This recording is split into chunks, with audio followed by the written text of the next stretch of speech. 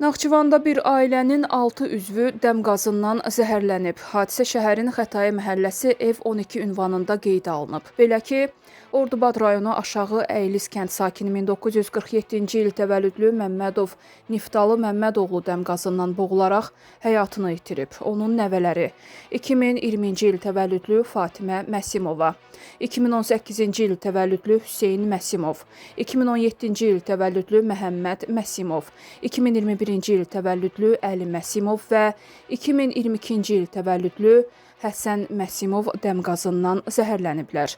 Onlar Naxçıvan Yoluxucu Xəstəliklər Mərkəzinə yerləşdiriliblər. Faktla bağlı araşdırma aparılır. Biləsuvar şəhərində transformatorda partlayış olub. Hadisə şəhərin Bakı küçəsində qeydə alınıb. İlkin məlumata görə hadisəyə əriyən qarın suları səbəb olub. Nəticədə rayon mərkəzinin bir hissəsində elektrik enerjisinin verilişi dayandırılıb. Ərazidə təmir bərpa işləri aparılır. Bu işlərdən sonra işığın bərpası gözlənilir.